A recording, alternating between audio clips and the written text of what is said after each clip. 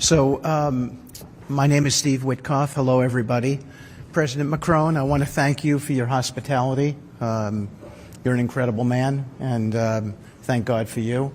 And President Zelensky, I want to thank you for your commitment to the peace here. Your team, you have an outstanding team, and it's our privilege to work on this endeavor. I want to be clear that Jared and I have been working with Ambassador Kushner for close to 10 hours today, and we'll be meeting with the Ukrainian delegation this evening, continuing that work, because President Trump's mandate is that he wants a peace in Ukraine, and we are determined on his behalf to do everything possible to attain that peace. A lot of progress began first in Geneva. We made tremendous progress there. We moved on to Berlin. Lots of progress happened there, and as President Zelensky identified, we had a very compelling meeting in Mar-a-Lago, and we look forward to more progress as a result of everything that's occurred today. We think we're largely finished with security protocols, which are important so that the people of Ukraine know that when this ends, it ends forever. But we also think, critically, that we are very, very close to finishing up as robust a prosperity agreement as any country has ever seen coming out of conflicts like this. It will aspirationally mean large, large possibilities for the Ukrainian people, for people coming home from war who will find wonderful jobs out there. We're working with BlackRock, Larry Fink in this endeavor, and we think it's going to be very, very important for the people of Ukraine. And we believe that a robust economy correlates and works directly with these security protocols. It makes Ukraine a strong, independent nation, and we think that's really important in terms of the long-term future. Jared and I are prepared to do anything necessary to work with our European colleagues. Prime Minister Starmer, you've been incredible, as has Chancellor Merz, and all of the European nations who we met today, who we spoke with. It's all been an important meeting today, and we think we've made a lot of progress. We heard President Zelensky and some of the other people here talking about land options. That will be the most critical issue, and we're going to be continuing on with those discussions, and hopefully we'll be able to meet or come up with certain compromises with regard to that. But I do want to say this. We are here to mediate and help in the peace process, and we're prepared to do anything necessary to get to that place. President Trump strongly, fervently believes that this killing has to stop, that the carnage has to stop. And we're determined, all of us up here, to be a part of that. Thank you, dear Emmanuel, for your invitation. I would like to thank Chancellor, Prime Minister, as well as the American representatives and all the journalists present.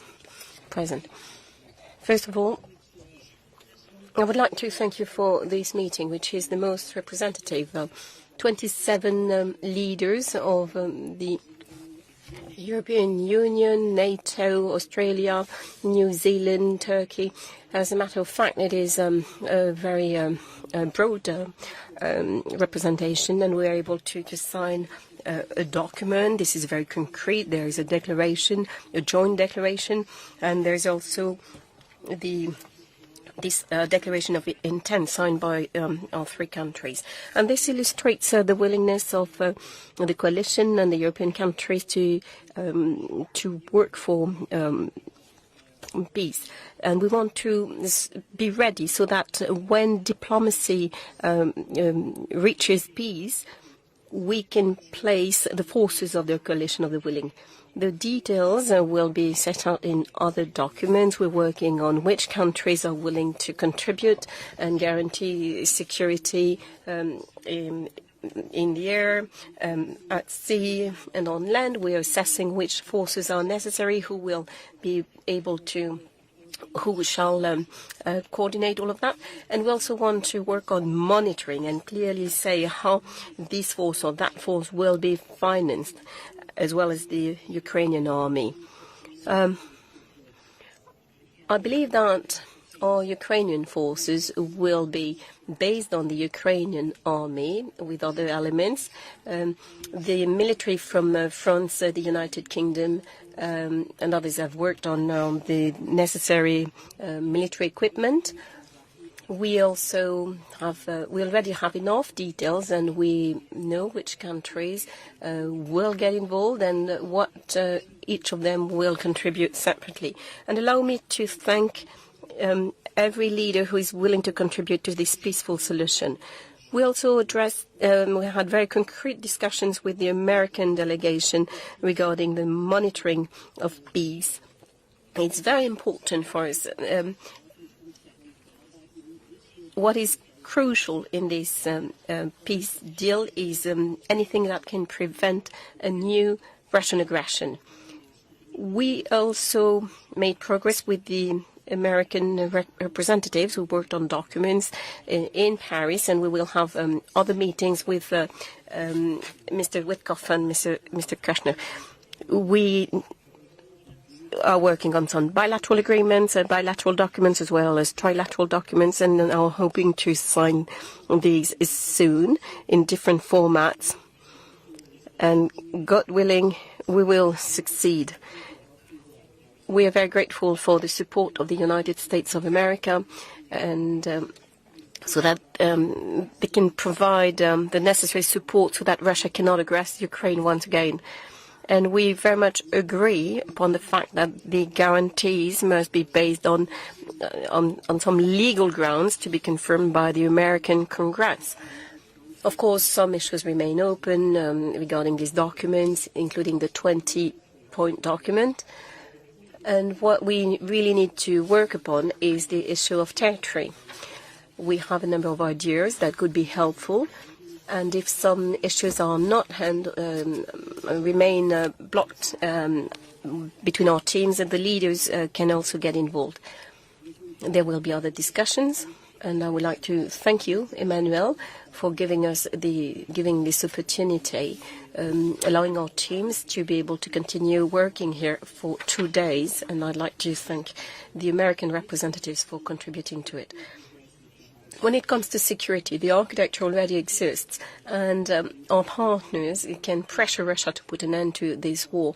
Ukraine never stood and never prevented peace. Russia started this aggression, and it is very clear as to who should do what is necessary to be done to put an end to this war. So I would like to thank all of those who contribute to peace. We all understand that we need to stop the aggressor to allow peace. The deep strikes, the sanctions, our diplomacy, all of this is working.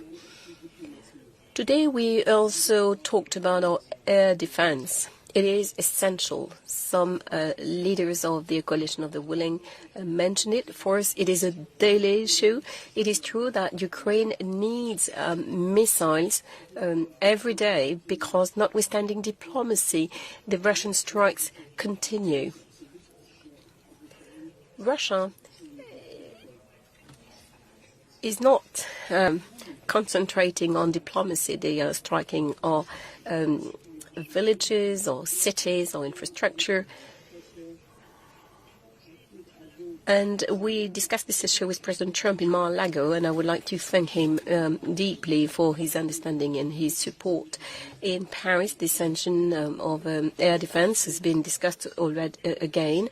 The stronger our air defense, the stronger will be our diplomacy. So thank you to all of you for your support. Thank you.